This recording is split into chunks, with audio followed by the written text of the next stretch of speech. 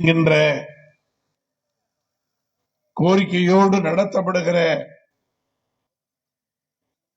இந்த கூட்டத்தினுடைய தலைவரும்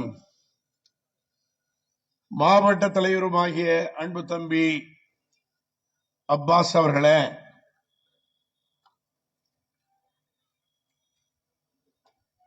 கிராத் ஓதி நிகழ்ச்சியை தொடங்கியிருக்கிற மௌலவி ஆஷிக் இலாஹி யூசுப் அவர்களே, வரவேற்புரை ஆற்றிவிட்டு வந்திருக்கின்ற வந்தவாசி ஒன்றிய தலைவர் அப்துல் ரஷீத் அவர்களே, எனக்கு முன்னால் சிறையினுடைய அனுபவங்களை தன்னுடைய அனுபவத்தின் வாயிலாய் சொல்லிவிட்டு அமர்ந்திருக்கின்ற பல்நாசர் அவர்களே,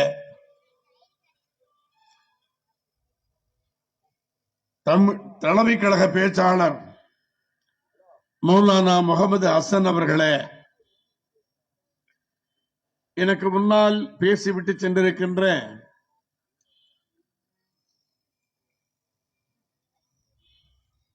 ஐக்கிய முஸ்லீம் முன்னேற்ற கழகத்தினுடைய ஊடக செயலாளர் ஹாலிக் அவர்களே, விடுதலை சிறுத்தைகளின் அன்பு தம்பிகளே,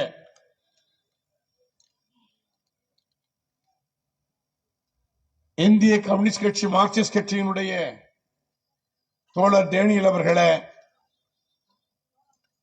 இங்கே பட்டியல் நீண்டு கொண்டிருக்கிறது. ஒவ்வொருவருடைய பெயர் சொல்லி அழைக்க வேண்டும் என்று கருதுகிறேன். ஆனால் காலத்தினுடைய அருமை கருதி என் நெஞ்சுக்கு நெருக்கமாக இருக்கிற மேடையில் வீட்டிருக்கிற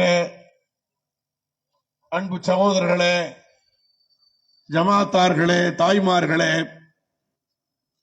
என் நெஞ்சுக்கு நெருக்கமாயிருக்கிற அன்பு தம்பிகளே, உங்கள் அத்தனை பேருக்கும் என்னுடைய முதல் கண் சலாத்தை சமர்ப்பிக்க கடமைப்பட்டிருக்கிறேன். அஸ்ஸலாமு அலைக்கும் வரஹ்மத்துல்லாஹி வபரகாத்துஹு.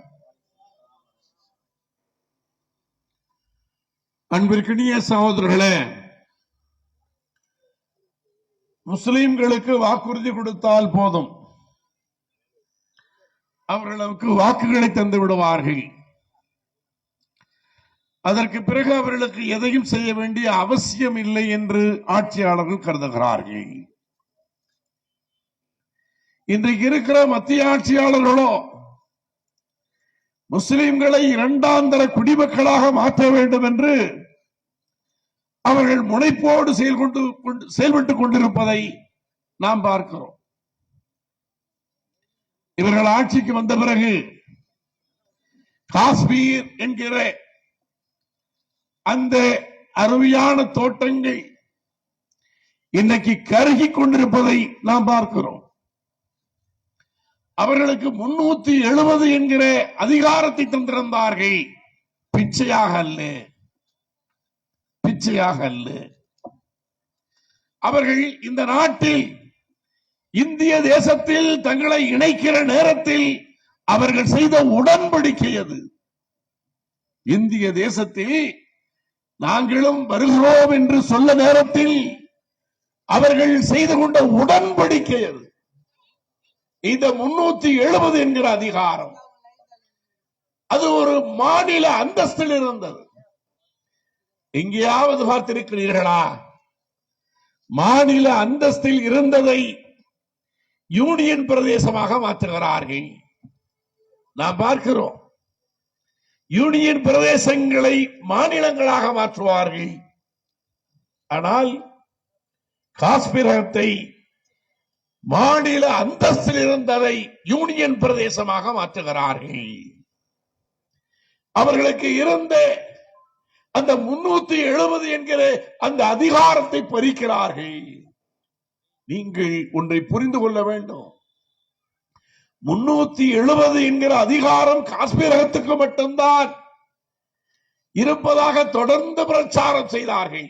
ஆனால் அன்பு சகோதரர்களே, வடகிழக்கு மாநிலங்களுக்கு 371 என்கிற ஒரு அதிகாரத்தை இருந்திருக்கிறார்கள். இந்த 370 அந்த 371 ஒன்றேதான். அது மட்டுமல்ல, வடகிழக்கு மாநிலமாக இருக்கிற நாகாலாந்திலே வருமான வரி இல்லை. அங்கே அவர்களுக்கு வருமான வரி இல்லை. அவர்களிடத்திலே சொத்தை யாரும் இந்திய தேசத்தில் இருக்கிற வேறு யாரும் வாங்க முடியாது. அது மட்டுமல்ல, அனுமதி இல்லாமல் இந்தியாவில் இருக்கிறவர்களே அவர்களிடத்திலே அனுமதி பெறாமல் மேகாலாந்திலேயோ நாகாலாந்திலேயோ திரிபுராவிலேயோ மிசோராமிலேயோ பயணிக்க முடியாது. ஆனால் அவைகளெல்லாம் யாருக்கு தெரியும்? ஆனால் அவைகள் பெறப்பட்டது வேறு, இவர்கள் பெற்றது உடன்படிக்கையின் அடிப்படையிலே. ஆனால் அந்த உடன்படிக்கை தூக்கி எறியப்படுகிறது. அங்கே 370 பறிக்கிறார்கள். அவர்களுடைய சுய அதிகாரத்தை அவர்கள் இழக்கச் செய்கிறார்கள். உங்களுக்கு ஒன்று தெரியுமா? காஷ்மீரம் பிரிந்த நேரத்தில் காஷ்மீரத்தினுடைய முதலமைச்சர் காஷ்மீர் பிரதமர் என்றுதான் அழைக்கப்பட்டார். காஷ்மீருக்கு என்று தனி கொடி இருந்தது, அரசியல் சட்டத்தில் அங்கீகரிக்கப்பட்டது. என்னவெல்லாம் அவர்களுக்குரிய சட்டத்தை இந்திய பாராளுமன்றத்தில் இயற்ற முடியாது. இந்திய பாராளுமன்றத்தில் ஏற்றினாலும் அங்கிருக்கின்ற சட்டமன்றத்தில் தான் அவர்களுக்கு சட்டம் இயற்றப்பட வேண்டும் என்பதை எல்லாம் உடன்படிக்கையிலே ஏற்றுக்கொள்ளப்பட்டது. ஆனால் அவர்கள் காஷ்மீரத்தின் பிரதமர் என்று அழைக்கப்பட்டவர்கள் முதலமைச்சரானார்கள். அதற்கு பிறகு அவருடைய அதிகாரங்கள் எல்லாம் பறிக்கப்பட்டன. இப்பொழுது அங்கே ஆட்சி அதிகாரத்திலே கூட இல்லை. அது ஒரு மத்திய அரசினுடைய நேரடி கண்காணிப்பில் அங்கே ஆளுநருடைய கண்காணிப்பில் இன்றைக்கு நடந்து கொண்டிருப்பதை நாம் பார்க்கிறோம். அது மட்டுமல்ல, அதற்கு பிறகு NIA, CAA என்கிற முஸ்லிம்களுக்கு எதிரான சட்டங்களை கொண்டு வருவதற்கு எத்தனித்தார்கள். தெரியுமா உங்களுக்கு? நீங்கள் எல்லாம் போராடினீர்கள். சாயின்பாக் என்று சொல்லி ஒவ்வொரு பகுதிகளிலேயும் தொடர்ந்து போராட்டங்களை மக்கள், குறிப்பாக பெண்களே நடத்தி கொண்டிருந்தார்கள். காரணம் என்ன? முஸ்லிம்களுடைய உரிமைகளை பறிப்பதற்காக. அஸ்ஸாமிலே பறித்தார்கள். ஒருவரை நீ இந்திய தேசத்திற்கு காரணம் இல்லை என்று சொல்லுகிறார்கள். அவர் யார் தெரியுமா? இந்தியாவுடைய ராணுவத்தில் கர்னலாய் பணிபுரிந்தவரை இவர்கள் சொல்லுகிறார்கள், நீ இந்தியா காரணம் அல்ல. அது மட்டுமல்ல, அந்த நாட்டினுடைய முதலமைச்சராக இருந்த ஒரு பெண்ணை நீ இந்திய பிரஜை இல்லை என்று சொல்லுகிறார்கள். அதையெல்லாம் அவர்கள் NIA, CAA என்கிற பெயராலே குடியுரிமை திருத்த சட்டம் என்று சொல்லி நமக்கு இருக்கின்ற உரிமைகளை பறிப்பதற்கு எத்தனித்தார்கள். உங்களுக்கு தெரியும், 1948 பாபர் மசூதியில் தொழுகை நடந்து கொண்டிருந்தது. ஒரு டிசம்பர் மாதத்தில் அங்கே இரவு தொழுகை நடத்தி முடித்து பள்ளிவாசல் பூட்டப்பட்டு அங்கே இருக்கிற தொழுகையாளிகள் வெளியேறிய பிறகு திருட்டுத்தனமாய் கள்ளத்தனமாய் உள்ளே புகுந்து ராமர் சிலைகளையும் சீதை சிலைகளையும் அங்கே லட்சுமணன் சிலைகளையும் வைக்கிறார்கள். வைத்துவிட்டு வந்து நீதிமன்றத்துக்கு செல்லுகிறார்கள். அங்கே எங்களுடைய கடவுள் அவதானித்திருக்கிறார், வந்திருக்கிறார். அதற்கு நாங்கள் பூஜை நடத்த வேண்டும் என்று சொல்லுகிறார்கள். என்ன செய்தார்கள் நீதிமன்றங்கள்? தொழுகை நடத்தி கொண்டிருந்த தொழுகையாளிகளுடைய தொழுகை நிறுத்தப்பட்டது 1948. அதற்கு பிறகு அந்த பள்ளிவாசல் பற்றியான வழக்குகள் தொடர்ந்து நடந்து கொண்டிருக்கிறது. மாவட்ட நீதிமன்றங்கள், அங்க இருக்கிற மாசிற் கோர்ட்டில இருந்து மாவட்ட நீதிமன்றங்கள், அதற்கு பிறகு உயர் நீதிமன்றங்கள், உச்ச நீதிமன்றங்கள் என்று வழக்குகள் நடந்து கொண்டிருக்கிற நேரத்தில் 1992 கரசேவை செய்ய போகிறோம் என்று சொல்லி அன்றைக்கு அந்த தருணத்தில் 1992 டிசம்பரில் பிஜேபியினுடைய முதலமைச்சராக கல்யாண் சிங் என்கிறவர் இருக்கிறார். பைசலாபாத் நீதிமன்றத்தில் அங்கே நாங்கள் கரசேவை செய்ய போகிறோம் என்று சொல்லுகிற நேரத்தில் நீதிபதி கேட்கிறார், நீங்கள் வரம்பு மீறிவிடக் கூடாது என்று சொல்லுகிற நேரத்திலே கரங்களால் நாங்கள் பூஜை புனஸ்காரங்கள் செய்ய போகிறோம், அதை தவிர நாங்கள் வேறு எதையும் செய்ய போவதில்லை என்று உத்தரவாதத்தை தருகிறார்கள். அன்றைக்கு இருந்து உத்தரப்பிரதேச அரசினுடைய வழக்கறிஞர் அந்த உத்தரவாதத்தை தருகிறார், நாங்கள் அந்த கட்டிடத்திற்கு எந்த சேதாரத்தையும் உண்டாக்க மாட்டோம் என்று சொல்லுகிறார். சொல்லிய பிறகு 1992 டிசம்பர் திங்கள் 6 கூடுகிறார்கள். அன்றைக்கு நரசிம்மராவ் என்கிற காங்கிரஸ் கட்சியினுடைய பிரதம அமைச்சராக ஒரு அயோக்கியன் இருந்தார். அவர் இருக்கிற நேரத்தில் அங்கே கூடுகிறார்கள், நாங்கள் பூஜை புனஸ்காரம் தான் செய்ய போகிறோம் என்று சொல்லிவிட்டு அங்கே பயிற்சி எடுக்கப்பட்டவர்களாலே கொண்டு வரப்பட்டு அங்கே தொன்மையான 400 இடங்கள் தொன்மையான அந்த பள்ளி வாசலை தரைமட்டமாக்குகிறார்கள். மாலை 6 மணிக்குள் அது ஷஹீதாக்கப்படுகிற ஒரு சூழலை பார்க்கிறோம். இந்திய ராணுவம் அதை பள்ளிவாசலை பாதுகாப்பதற்காக இருக்கிறார்கள். உத்தரப்பிரதேசத்தினுடைய காவல்துறை பாதுகாப்பதற்கு இருக்கிறார்கள். ஆனால் இந்திய ராணுவ பாதுகாப்போடு உத்தரப்பிரதேச அரசினுடைய காவல்துறையினுடைய பாதுகாப்போடு அங்கே பள்ளிவாசல் ஷஹீதாக்கப்பட்டது. காவல்துறையும் ராணுவத்திடம் கேட்கும் பொழுது அவர்கள் டயர்களிலே நெருப்பை வைத்து தூக்கி இருந்தார்கள், அதனால் அவர்களை எங்களால் தடுக்க முடியவில்லை என்று இந்திய ராணுவம் சொன்னது. அப்பொழுதுதான் நினைத்தேன், இந்திய ராணுவத்தை வெல்வதற்கு குண்டுகள் தேவையில்லை, துப்பாக்கிகள் தேவையில்லை, டேங்குகள் தேவையில்லை, இங்கே விமானங்கள் தேவையில்லை, கப்பல்கள் தேவையில்லை, டயர்களை எரித்தாலே இவர்கள் வென்று விடுவார்கள் என்பதை அன்றைக்குத்தான் நம்மாலே புரிந்து கொள்ள முடிந்தது. இடித்து தரமட்டமாக்கிய பிறகும் கூட 1992 இவர்கள் அராஜகம் செய்த பிறகும் கூட இந்த சமுதாயம் என்ன சொன்னது?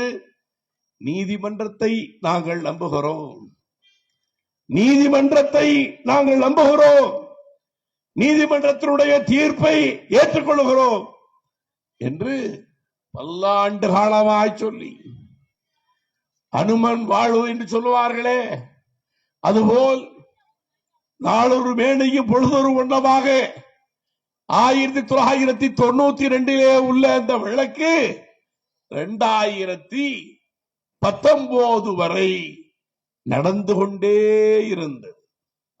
அதற்கு பிறகுதான் மரியாதைக்குரிய இந்த நாட்டினுடைய போற்றுதற்குரிய ஒரு மேல் சபை உறுப்பினர் பதவி இருந்த பிறகு அந்த பதவி எனக்கு போதும் என்று இந்தியாவினுடைய இறையாண்மையை சிதைத்து, இந்தியாவினுடைய மனசாட்சியை அழித்து, முஸ்லிம்களுக்கு நம்பிக்கைக்கு வேட்டு வைத்த ரஞ்சன் கோகாய் என்கிற ஒரு அயோக்கியனுடைய தீர்ப்பு 1000க்கு மேற்பட்ட பக்கங்களிலே வாசித்து அவன் தீர்ப்பு தருகிறார். அவர் பாபர் மசூதி இருந்த இடத்தில் அதற்கு கீழே எந்த கோயில்கள் இருந்ததற்குரிய அடையாளம் இல்லை. யார் சொல்லுவது? ரஞ்சன் கோகை சொல்லுகிறார். அதற்குரிய அடையாளம் இல்லை. இங்கே பள்ளிவாசல் மட்டும்தான் இருந்தது. இதை அவர்கள் இடித்தது 92 அது தவறானது. பாபர் மசூதியை இடித்தவர்கள் மீது கடுமையான தண்டனை கொடுக்க வேண்டும் என்றெல்லாம் சொல்லிவிட்டு கடைசியிலே அரசாங்கத்திடத்திலே இந்த நிலத்தை ஒப்படைக்கிறேன் என்று சொல்லி இந்த கையிலே ஒப்படைத்து அந்த கையிலே ஈடாக மேல் சபை என்று சொல்லுகிற ராஜ்யசபை சீட்டிற்காக பேரம் போனதை பார்த்தோம். அப்பொழுது நாம் சும்மா இருந்தோம். என்ன செய்வது? அதுதான் இந்த நாட்டில் 1992 பாபர் மசூதியை அவர்கள் இடிப்பதற்கு முன்னால் அந்த வழக்கு நடந்து கொண்டிருக்கிற நேரத்தில் இந்தியாவினுடைய இறையாண்மையை காக்க வேண்டும் என்பதற்காக 1991 இந்திய நாடாளுமன்றத்திலே ஒரு சட்டத்தை வடிவமைக்கிறார்கள். அது என்ன தெரியுமா? அந்த சட்டம் என்ன சொல்லுகிறது தெரியுமா? 1947 அதற்கு முன்னால் ஒரு வணக்க வழிபாடுகிற இடம் எதுவாக இருந்ததோ அவைகள் அவ்வாறாகவே இருக்க வேண்டும், அப்படியே அதை பாதுகாக்க வேண்டும், எக்ஸப்ட் பாபர் மசூதி என்று அந்த சட்டத்தை இயற்றினார்கள்.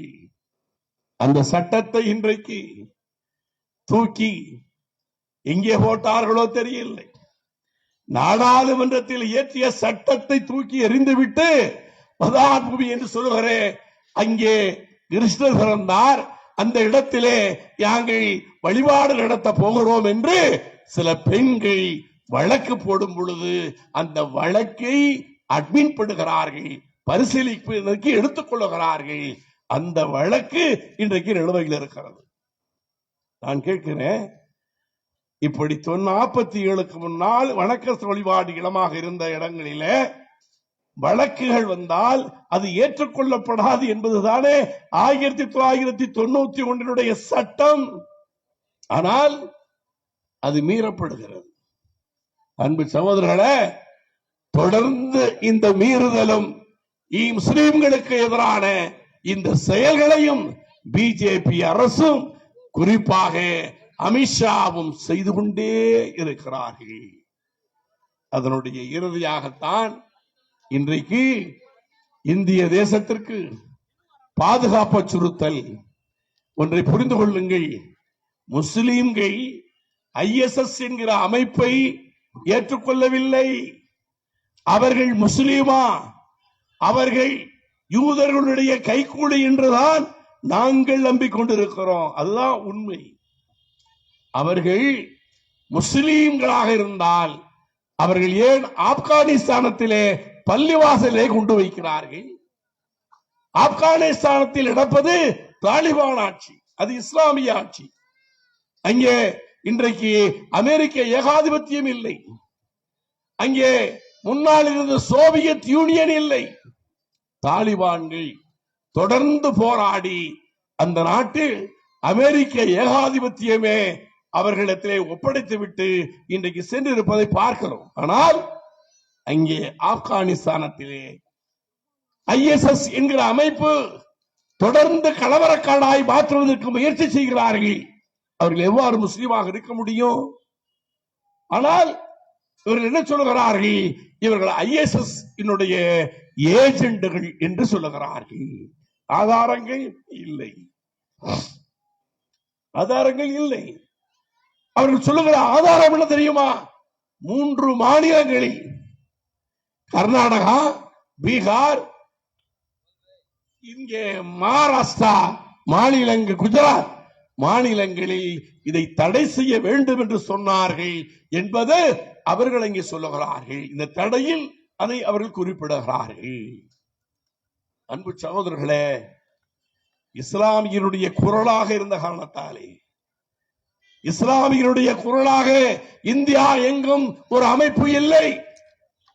அங்கெங்கே மாநிலங்களுக்கு மாநிலங்கள் அமைப்புகள் இருக்கின்றன. ஒட்டுமொத்த இந்தியாவில் ஒரு அமைப்பு இல்லை. அதை பூர்த்தி செய்வதற்காக இன்றைக்கு தடை செய்கிற நேரத்தில் 16-17 மாநிலங்களில் அந்த இயக்கம் அங்கே அமைப்பு ரீதியாக இருப்பதை இவர்களாலே பொறுத்துக் கொள்ள முடியவில்லை. அது மட்டுமல்ல, இங்க இருக்கிற காவல்துறையும் மெத்த அன்போடு நான் சொல்லுகிறேன். இங்கே பக்கத்தில் திண்டுக்கல் மாவட்டத்திலே ஒரு பிஜேபி காரருடைய குடோனில் நிறுத்தி வைக்கப்பட்டிருக்கிற அவருடைய காரும் அவருடைய இருசக்கர வாகனங்களும் தீக்கிரையாக்கப்படுகிறது. அப்படி தீக்கிரையாக்கப்பட்ட உடனேயே அதை இங்கே PFI தடை என்கிற காரணத்தாலே தான் வைத்திருப்பார்கள் என்று இவர்களே கற்பனை செய்து கொண்டு இவர்கள் பேகம்பூரிலே சிக்கந்தர் என்கிற ஒருவரை அவர்கள் கைது செய்து இவர்தான் இந்த குண்டை வைத்தார், பெட்ரோல் குண்டை இவர்தான் வெடிக்க வைத்தார் என்று அவரை சிறையிலே அடைத்திருக்கிறார்கள். அவருடைய மனைவி மாவட்ட ஆட்சித்தலைவரை பார்க்கிறார். மாவட்ட ஆட்சித்தலைவரை பார்த்து ஒரு மகஜர் கொடுக்கிறார். அவர் என்ன சொல்லுகிறார் என்றால், என் கணவர் கூன் விழுந்தவர். நல்லா புரிஞ்சுக்கிறேன்.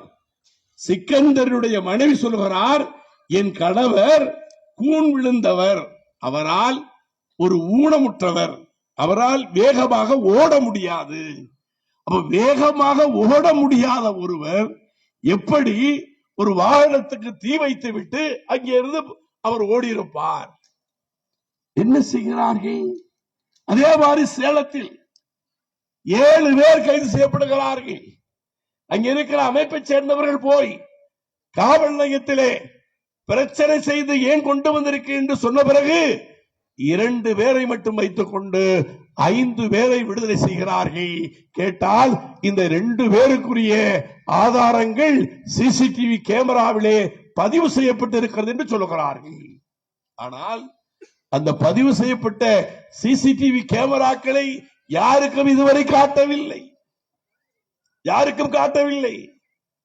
அவ்வாறாக இன்றைக்கு பிஜேபி RSSக்கு எதிராக இன்றைக்கு நடக்கிற இந்த யுத்தத்தில் PFI தடை செய்யப்பட்டிருக்கிற காரணத்தாலே PFI காரன் தான் இவர்கள் மீது கொண்டு வைத்திருப்பார்கள், இங்கே பெட்ரோல் கொண்டு போட்டிருப்பார்கள் என்று சொல்லி இன்றைக்கு முஸ்லிம்களை கைது செய்கிறார்கள். நான் கூட நினைத்தேன், விழுப்புரத்திலே அண்ணா சிலைக்கு செருப்பு மாலை போட்டு அந்த அண்ணா சிலையை சிதைத்து ராஜாவினுடைய போட்டோவை போட்டு அதிலே கரும்புள்ளி செம்புள்ளி குத்தி அவர்கள் அங்கே போட்டிருந்த நேரத்தில் கூட நான் நினைத்தேன், இதிலேயும் கூட முஸ்லிம்கள் தான் கைது செய்யப்படுவார்களோ என்று கூட நான் நினைத்தேன்.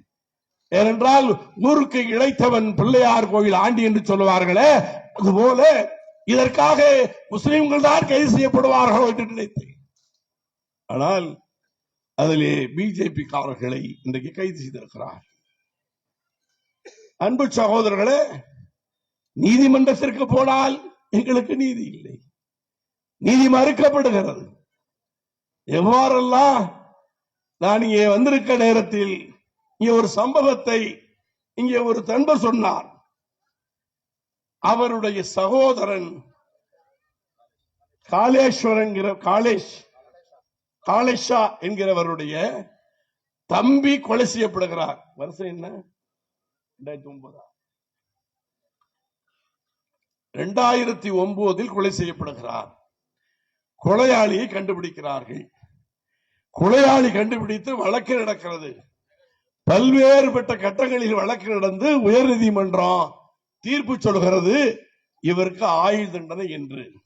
அன்பு சகோதரர்களே, தீர்ப்பு சொல்லுகிற நேரத்தில் நபர் அங்கே இல்லை, ஆனால் தீர்ப்பு சொல்லப்படுகிறது, ஆயுள் தண்டனை என்று சொல்லப்படுகிறது.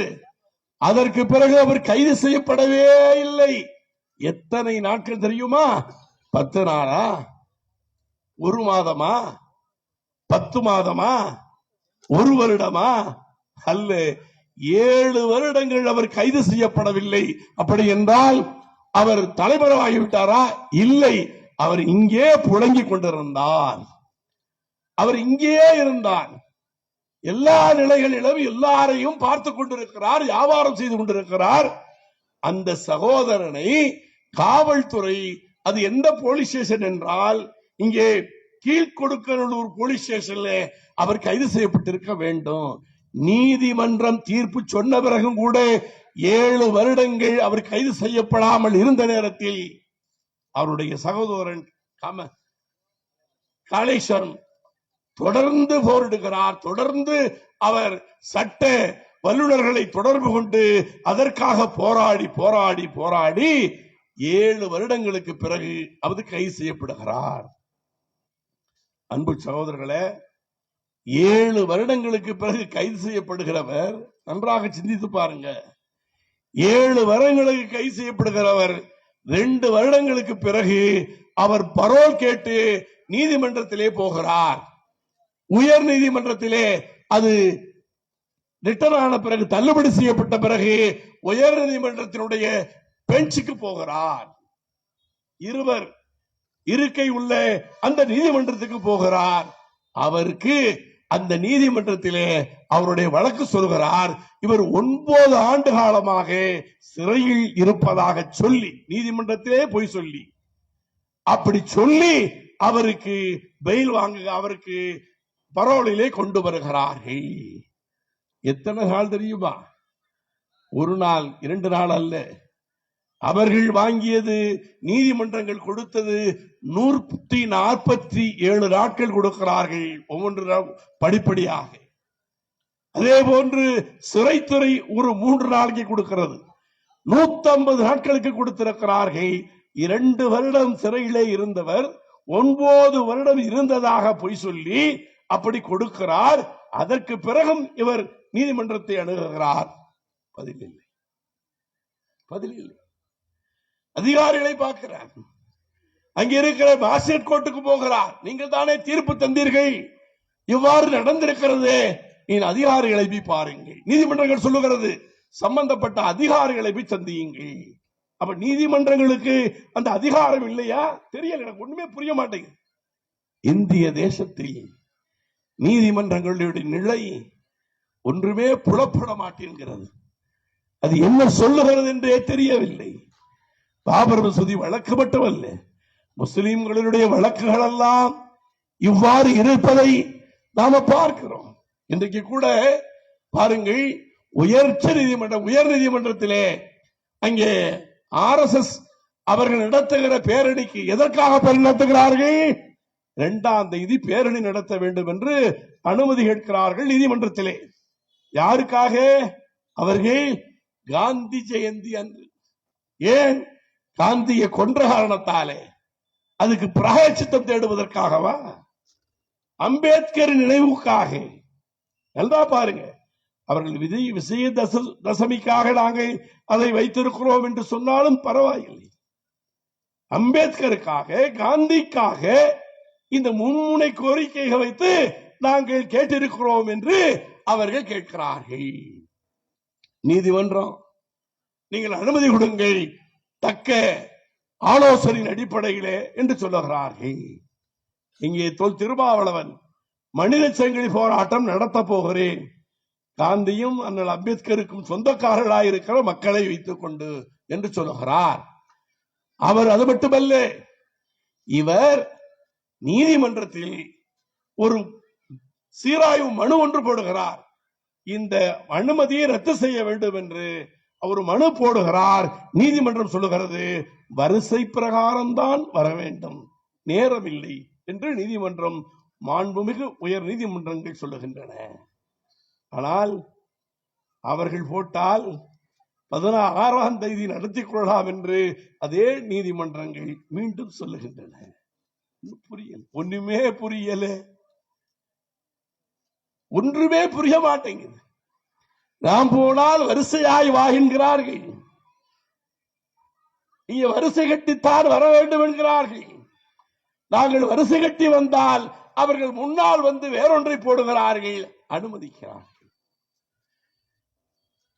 அப்படித்தான் அன்பு சகோதரர்களே, இந்திய தேசத்தில் 2002 நம்முடைய மாண்புமிகு மரியாதைக்குரிய மோடி அவர்களும், மரியாதை மரியாதை மரியாதைக்குரிய அமித்ஷா அவர்களும் குஜராத்தினுடைய தலைவராக உள்துறை அமைச்சராக இருந்த நேரத்தில் என்னெல்லாம் நடந்தது? 3000த்திற்கு மேற்பட்ட முஸ்லிம்கள் கொல்லப்பட்டார்கள். அப்படி கொல்லப்பட்டவர்களில் ஒருவர்தான் பல்கீஸ் பானு. அவர் கர்ப்பிணியாக இருந்தார். அன்றைக்கு அவருடைய வயது 19. கர்ப்பிணியாக இருந்தார். அவர் குடும்பத்துக்காரர்கள் 14 பேர். அதிலே 7 பேர் என்ன ஆனார்கள் என்று தெரியவில்லை. 7 பேரை கொள்ளுகிறார்கள். இந்த கர்ப்பிணி பெண்ணையும் இன்னொரு அவருடைய வைத்துரியையும் இவர்கள் பலாத்காரம் செய்து கற்பழிக்கிறார்கள். அந்த இன்னொரு பெண்ணிடத்திலே 5 மாத குழந்தை இருக்கிறது. அந்த குழந்தையை சுவற்றில் அடித்துக் கொள்ளுகிறார்கள். நன்றாக கவனித்துக் கொள்ளுங்கள். பல்கீஸ் பானு என்கிற அந்த முஸ்லிம் பெண்ணை கற்பழிக்கிறார்கள். அவருடைய உறவுக்கார பெண்ணை கற்பழிப்பது மட்டுமல்ல, பச்சிளம் குழந்தையை சுவற்றிலே அடித்துக் கொள்ளுகிறார்கள். ஏனையவர்களும் கொல்லப்படுகிறார்கள். பல்கீஸ் பானுவும் இறந்து விட்டார் என்று நினைத்து அப்படியே போட்டுவிட்டு சென்று விடுகிறார்கள். இவருக்கு ஊசலாட்டம் விடுகிறது. இவருக்கு நினைவு வருகிறது. எழுந்திரித்து பார்த்தால் அவர் முழு நிர்வாணமாக இருக்கிறார். அன்பு சகோதரர்களே, அந்த நிர்வாண பெண்ணோடு, அந்த நிர்வாணத்தோடு அந்த பெண் பக்கத்தில் இருக்கிற ஆதிகுடி மக்களிடத்தில் சென்று உடை வாங்கி தரித்துக் கொண்டு அவள் இடம் மாறுகிறாள். அந்த பெண்ணுக்காக தொடர்ந்து போராட்டம் நடத்தி, அந்த பெண்ணுக்காக தொடர்ந்து சட்ட போராட்டங்கள் நடத்தி, குஜராத்திலே நீதி கிடைக்காது. இங்கே ராட்சசர்கள் ஆளுகிறார்கள், அயோக்கியர்கள் ஆளுகிறார்கள். அவர்கள் தான் கொலை செய்தார்கள். அவர்களிடத்தில் என்ன நீதி கிடைக்கும்? அதனாலே உச்ச நீதிமன்றத்துக்கு போகிறார்கள். எங்களுடைய வழக்கை வேறு மாநிலத்திற்கு மாற்ற வேண்டும் என்று கேட்கிறார்கள். அப்பொழுது அது மகாராஷ்டிரா மாநிலத்திற்கு மாற்றப்படுகிறது. அந்த வழக்கு வருகிறது. அந்த வழக்கினுடைய தீர்ப்பை மகாராஷ்டிரா உயர்நீதிமன்றம் ஆயுள் தண்டனை என்று இவர்களுக்கும் சிலருக்கு 10 வருடம் தண்டனை என்று கொடுக்கிறார்கள். அவர்கள் ஆயுள் தண்டனையாக சிறையிலே அடைக்கப்படுகிறார்கள். அடைக்கப்பட்ட பிறகு இப்பொழுது 14 வருடங்கள் முடிந்து விட்டது என்று சொல்லி அவர்கள் உச்ச நீதிமன்றத்துக்கு போகிறார்கள். உச்ச நீதிமன்றம் சொல்லுகிறது, மாநில அரசு அவர்களுடைய மனுவை நீங்கள் கருணையோடு பரிசீலித்து, ஏனால் அவர்களெல்லாம் கற்பழித்திருக்கிறார்கள், பெண்ணை கொண்டிருக்கிறார்கள். ஆகவே கருணையோடு பரிசீலித்து நீங்கள் அவருக்கு என்ன செய்ய வேண்டுமோ செய்யுங்கள் என்று சொல்லுகிறார்கள். உடனடியாக இங்கே அமைச்சரவை கூடுகிறது. கூடி குஜராத்திலே அவர்கள் அத்தனை பேரும் விடுதலை செய்யப்படுகிறார்கள். விடுதலை செய்து வெளியே வந்த பிறகு அதை ஒருவன் சொல்லுகிறான், ஒரு சட்டமன்ற உறுப்பினர் சொல்லுகிறான், இவர்களெல்லாம் யார் தெரியுமா? இவர்களெல்லாம் புண்ணிய ஆத்மாக்கள், நல்லவர்கள். ஆகவே இவர்களை சிறைத்துறையும் இவர்கள் நல்லவர்கள், வல்லவர்கள், இவர்கள் நியாயமானவர்கள் என்று சொல்லி இருக்கிற காரணத்தாலே குறிப்பாக இன்னும் சொல்கிறான், குறிப்பாக அவர்கள் பார்ப்பனர்களாக பிராமணர் சமூகத்தைச் சேர்ந்தவர்கள். ஆகவே அவர்கள் விடுதலை செய்யப்படுகிறார்கள். நான் கேட்கிறேன், கற்பழித்திருக்கிறான், கொலை செய்திருக்கிறான், அவன் விடுதலை செய்யப்படுகிறான் என்றால் கோவையில யாராவது ஒருவன் கற்பழித்ததாக குற்றச்சாட்டு உண்டா? இல்லையே. அவன் கோபத்தின் அடிப்படையில் அவர்களே செய்திருந்தால் எதற்காக? 1997 நவம்பரில் என்ன நடந்தது? கோயம்புத்தூரில் என்ன நடந்தது? 22 பேர் துப்பாக்கி குண்டுகளுக்கு இரையாகிறார்கள், எரித்துக் கொல்லப்படுகிறார்கள். ஆரிப் என்கிற என் சகோதரனை அவனுடைய மர்ம உறுப்பு அறுத்து கொல்லப்படுகிறார்கள். எங்கே? மருத்துவமனைக்கு வெளியே அவனுடைய உறுப்பை அறுத்து அவன் கொல்லப்படுகிறான். இப்படி எல்லாம் நடந்தது மட்டுமல்ல, தமிழ்நாட்டினுடைய அடையாளமாக இன்றைக்கு வந்தவாசி அடையாளம் என்றால் சில வர்த்தக நிறுவனத்தை சொல்லுவார்கள். அதுபோல் கோயம்புத்தூரினுடைய வர்த்தக நிறுவனத்தினுடைய அடையாளமாக சோபா கிளாத் சென்டர் என்கிற ஒரு கடை இருந்தது. அது கோவையில் மட்டுமல்ல, தமிழ்நாட்டினுடைய அடையாளமாக அன்றைக்கு இருந்தது. அந்த சோபா கிளாத் சென்டர் அங்கிருக்கிற பொருளை எல்லாம் கொள்ளையடித்து சென்று எரித்தார்கள். இவைகளெல்லாம் செய்த பிறகுதான் இந்த சம்பவம் நடக்கிறது. கொன்றவனை, அறுத்து கொன்றவனை, துப்பாக்கி சூட்டிலே கொல்லப்பட்டவனை அந்த நேரத்தில் டிசியாக துணை கமிஷனராக இருந்தவர் தான் மாஷானமுத்து என்கிறவர். அவர் டிஐஜி லெவலுக்கு வந்து ரிட்டையர்ட் ஆகிறார். டிஐஜி லெவலுக்கு வந்து ரிட்டையர்ட் ஆகிறார். இந்த கொலைகளுக்கெல்லாம் அவர்தான் காரணகர்த்தா. என்ன தண்டனை கொடுத்தீர்கள்? பதவி தந்தீர்கள். ஆனால் இன்றைக்கு 20 வருடங்கள், அதில் 22 வருடங்கள், 25 வருடங்கள், 30 வருடங்கள் என்று சிறைச்சாலையிலே கம்பிகளுக்கு மத்தியிலே வாழ்ந்து கொண்டிருப்பவர்களுக்கு இங்கே நீதி இல்லை. கேட்டால் அமைச்சர் சொல்லுகிறார், குண்டுவெடிப்பு கைதிகளுக்கு அவர்களை நீங்களாகத்தான் விடுவோம் என்று சொல்லுகிறார். நான் கேட்கிறேன், ராஜீவ்காந்தி கொலை வழக்கிலே சம்பந்தப்பட்டு இன்றைக்கு விடுதலையாகப்பட்டிருக்கிற பேரறிவாளர், அவரும் குண்டுவெடிப்பு வழக்கிலேதான் கைது செய்யப்பட்டிருந்தார். நாங்கள் மீதமுள்ள 6 பேரையும் விடுதலை செய்ய வேண்டும் என்று கேட்கிறோம். ஆனால் அந்த குண்டுவெடிப்பு என்று முஸ்லிம்களுக்கு மட்டும் அது விதிவிலக்காய் மாறுவது ஏன்? ஏன்? குண்டு வைத்த மாலேகானிலே குண்டு வைத்த, மக்கா மஜிதிலே குண்டு வைத்த, இன்றைக்கு அஜ்மீர் தர்காவிலே குண்டு வைத்த இந்த மாபாதகர்கள் எங்கே இருக்கிறார்கள்? ஒரு பெண் பாராளுமன்றத்தில் இருக்கிறார். பாராளுமன்றத்தில் ஒரு பெண் இருக்கிறார். அவர்களெல்லாம் குண்டு வைத்தவர்கள். ஒருவர் ரிட்டையர்டு கர்னலாக இருந்திருக்கிறார். RSS கட்சியினுடைய கேடர்களாக, தலைவர்களாக இருந்திருக்கிறார்கள். மட்டுமல்ல, அவர்கள் ஒப்புதல் வாக்கு மூலம் தந்திருக்கிறார்கள். நாங்கள் தான் இங்கே எல்லாம் குண்டு வைத்தோம் என்று ஒப்புதல் வாக்குமூலம் தந்திருக்கிறார்கள். அதையெல்லாம் நீதிமன்றம் தவிர்த்துவிட்டு அவர்கள் இன்றைக்கு விடுதலை செய்யப்பட்டிருப்பதை நாம பார்க்கிறோம்.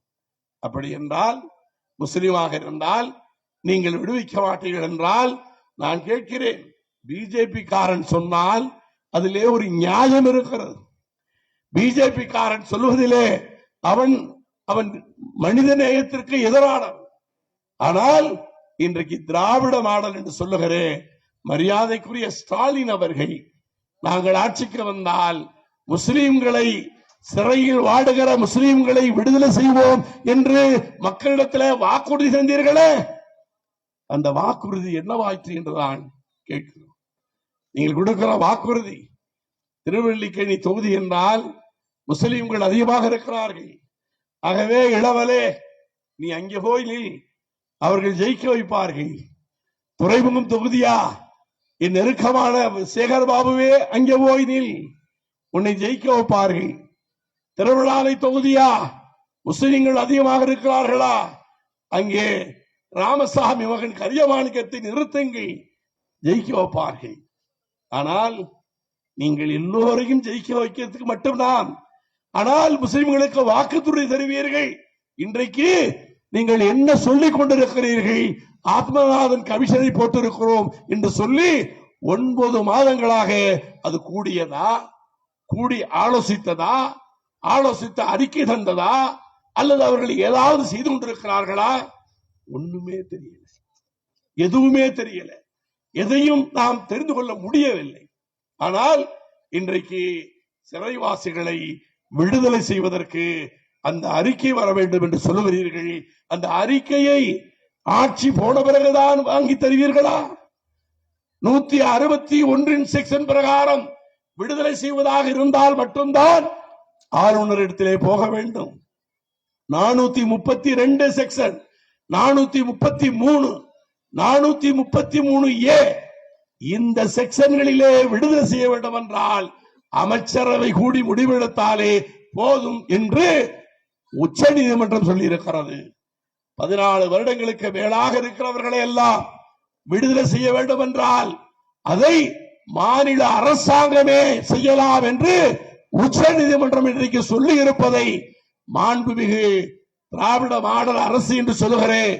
அன்பிற்கினிய சகோதரர் எங்கள் அன்புக்கினிய முத்தமிழறிஞர் கலைஞருடைய மகளார் ஸ்டாலின் இடத்திலே கேட்கிறோம், இந்த திராவிட மாடலை இந்த முஸ்லிம்களுக்கு செய்வது உங்களுக்கு எது தடங்களாக இருக்கிறது? எது தடங்களாக இருக்குது என்று சொல்லுங்கள். நீங்கள் ஆளுநத்திலே போக வேண்டாம், யாரிடத்திலே போக வேண்டாம். நீங்களே போடுகிற சட்டத்தின் மூலமாய் அவர்களை விடுதலை செய்துவிட முடியும் என்று இருக்கிற இந்த தருணத்தில் ஏன் மௌனம், ஏன் அமைதி?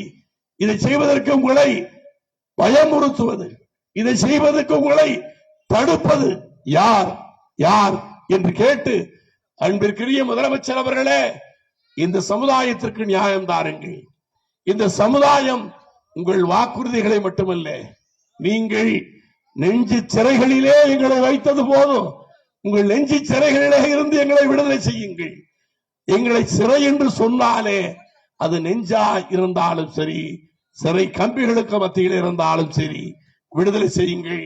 விடுதலை செய்து அவர்களை குடும்பத்தோடு வாழுகிற ஒரு நல்ல பாக்கியத்தை அவர்களுக்கு தாருங்கள் என்று இந்த நேரத்தில் மிக அன்போடு கேட்டுக்கொள்ளுகிறோம், மிக நேசத்தோடு கேட்டுக்கொள்ளுகிறோம். நாங்கள் வாக்கு தந்து விட்டு கேட்கிறோம். உங்களுக்கு ஓட்டு போடாமல் அல்ல, அவர்கள் போடுவார்கள் இவர்கள் போடுவார்கள் என்றல்ல, நாங்கள் தான் முழுமையாய் ஓட்டு போட்டு இருக்கிறோம். ஓட்டு போடாமல் நாங்கள் கேட்கவில்லை. ஆகவே அன்புக்குரிய சகோதரர்களே, இந்த ஆட்சியாளத்திலே உங்களை சாட்சியாக வைத்துக் கொண்டு இந்த சிறைவாசிகளை விடுதலை செய்யுங்கள்.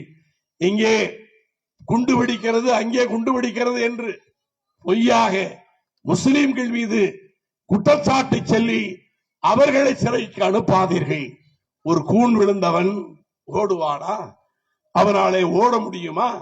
ஜெயலலிதா காலத்தில் 1995 நாகூர்ல சிறை வைக்கப்பட்டவர்களிலே கால் ஊனமானவர் இருந்தார், மனநிலை பாதிக்கப்பட்டவர்கள் இருந்தார்கள். அதுபோல இன்றைக்கு உங்களுடைய காவல்துறையும் இவ்வாறான செயல்களை செய்வதை நீங்கள் தடுத்து நிறுத்துங்கள். எங்கள் மக்களுக்கு கொடுத்த வாக்குறுதியை காப்பாற்றுங்கள், காப்பாற்றுங்கள், காப்பாற்றுங்கள் என்று கேட்டு வாய்ப்புக்கு நன்றி கூறி விடைபெறுகிறேன். ஆகிருதவானாக அல்ஹம்துலில்லாஹி ரப்பில் ஆலமீன்.